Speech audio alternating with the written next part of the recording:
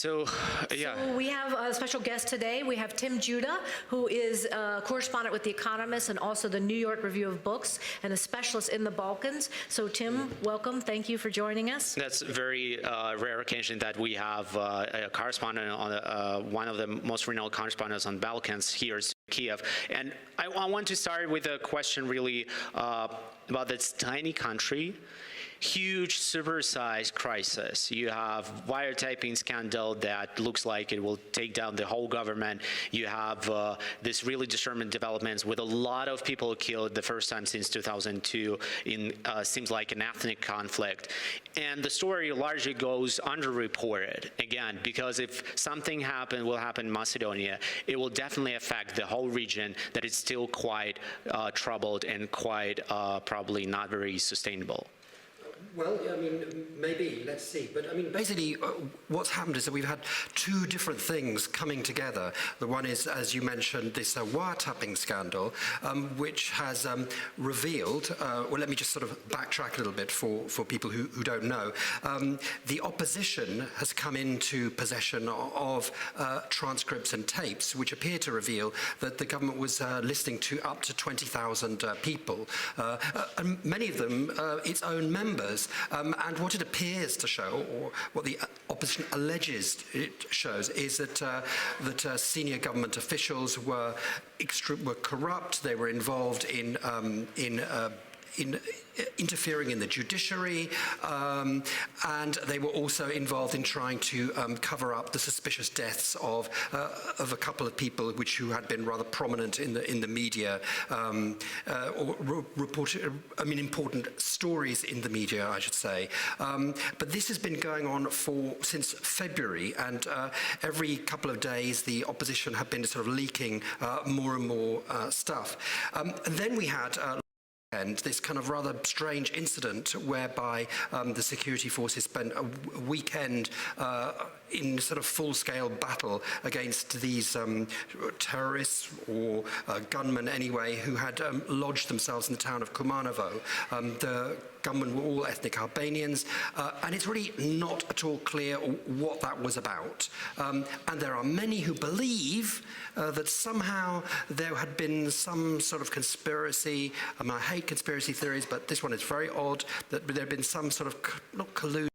The government knew exactly what was happening and decided that this was the time to strike these people who had done nothing for the moment because it was a good distraction. For post-socialist countries, it's nothing new to go into conspiracy theories. But at the same time, that seems like the general population thinks so exactly like that it was just some kind of a cover-up operation and to take everybody's focus from what is really important and this wiretapping scandal and corruption charges.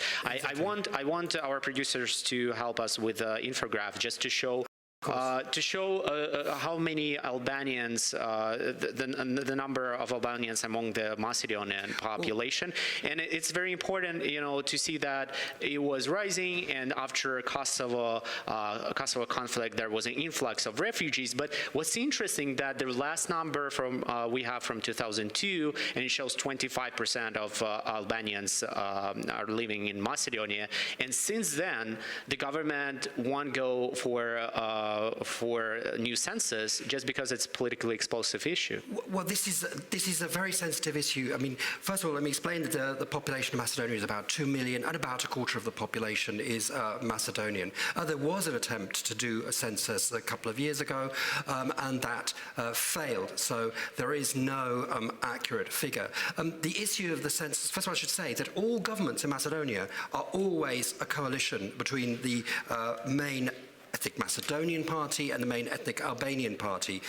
Part of the quarrel, I have to say, about the census was that so many people, especially ethnic Albanians, have emigrated or work in Germany or Austria or Scandinavia, that the Albanians were demanding that the diaspora be included in the census figures.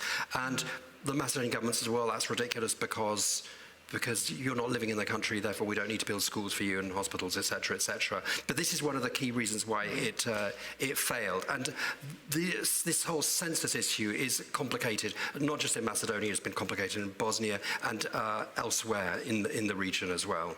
I want to show a couple of photos from Kumanovo, where clashes with so-called Albanian gunmen happened. It's just like terrible devastation. And again, this is very scary for locals because they still remember the conflict in 2002 when it went for a couple of months, I guess, or a couple of weeks. It was 2001, and it was the country sort of teetered on the brink of all-out war, and then all-out war was averted. I mean, but the interesting thing, and since I'm here in Kiev, the interesting thing that we will see in the next 24 hours and then developing over the next few days is whether we're going to see a Skopje Maidan, because although that crowd was really impressive. I'm sorry. Well, I think also I've seen bigger figures than 20,000. So we don't know. I mean, but it was a big number. And still ongoing. Two important things.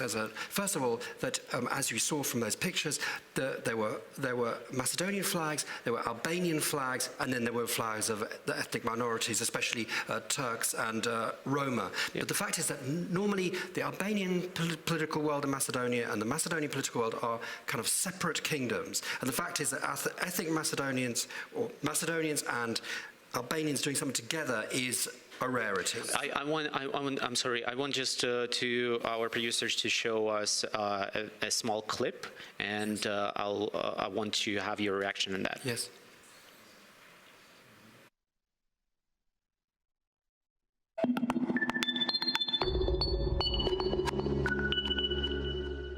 Što je збор терористи? Neka odgovarat prethodno tije za tije što gi napravi žrtvite za, ne znam, Neškovski ili kako li se vikaše, dečko to, za sve to što go zna, što go krijat, neka odgovarat za Sopot montirani nešto, zašto po automatizam ne se oslobodija.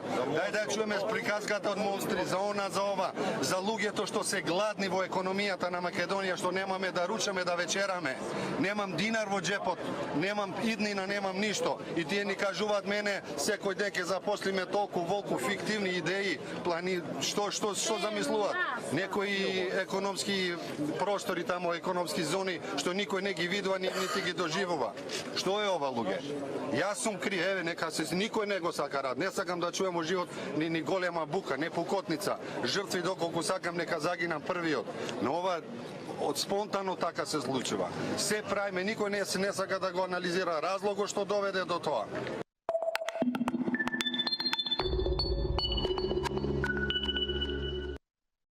Actually, this is the most viral video in Macedonian history. It got millions of views. Again, Macedonia is just 2 million people of population. And basically, people say why they like this video. And this is Albanian in the area of Kumanova, talking just to a news crew saying that we don't care about ethnic conflict. It's not 2002 anymore. What we want are jobs and opportunities, and there are not many of them. And they think that this is kind of artificial too.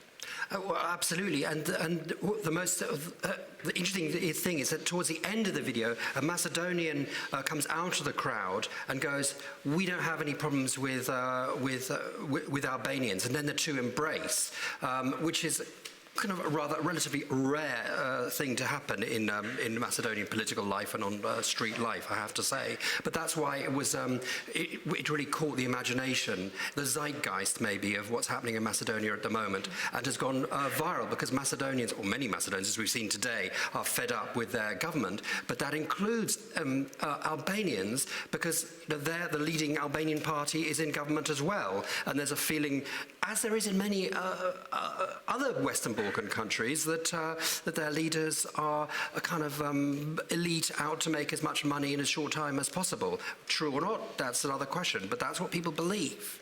Tim, let me ask you, I mean, when we think about Macedonia, it's 2 million people, it's a small little country. A lot of people think former Yugoslavia is just a bunch of small little countries with small populations. Why should Why should we be paying attention to this? Well, I don't know if the viewers can see the map behind. Can they see the map behind? Yeah, we can show it on If you plasma. could show that map, you can see where that map, which we did for this week's Economist. And it's your article, by the way, so Yes, it's my everybody article. should check And it out. It took It's a long time gorgeous. to get this map right, but you can see where ethnic Albanians live in Albania. They cross over the border into Montenegro, obviously Kosovo, and they are.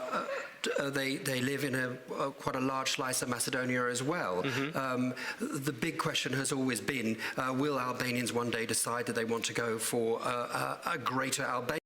Which would mean certainly war in Macedonia, if not war in other parts of the Balkans as well. So that's one of the reasons we should worry about it. I'm not saying that most Albanians want a greater Albania. I think most Albanians would just like a good, decent standard of living, and that they would like their politicians to sort of get on with providing the goods that they are supposed to be providing. But in a volatile region, in a region where people can, where politicians can play the nationalist card, that's why people should worry. And what's also interesting, you say, why should people worry? Since we're again here in Kiev, and what's relevant is that Russia, which has ignored the Balkans for years, and Macedonia especially, has suddenly started talking about Macedonia, talking about plots for a coloured revolution in Macedonia. You know, the bizarre thing that today's live casts from Macedonia protests was largely organized by Russian television, right? RT, their news agency. So if you would look for links for live cast of those protests, the first thing pops up is just Russian TV. Even you know, this soundbite of the most viral video was filmed by a Russian film crew, Vesti 24. Oh, I'm not sure. I think that's a Macedonian TV crew, but it doesn't matter. I think it's a Macedonian one, but it doesn't matter. The Russians have suddenly started taking interest, and then we get this issue of pipeline politics, Russian gas, and there was the cancellation of the South Stream project, which was the big Russian pipeline project, which was not going to go through Macedonia. But now there's the project to replace it, Turkish Stream, and there is an idea that maybe this should go through Turkey, Greece, and then Macedonia. So some Russians are seeing a conspiracy theory here, and therefore the logic is that somehow to prevent this, that the US and the EU are trying to provoke a coloured revolution in order to prevent a Russian pipeline going through Macedonia, which is a ridiculous conspiracy theory, but that's what many would like to believe, those who like conspiracy theories. Thank you so much. Thank you so much for joining us this evening.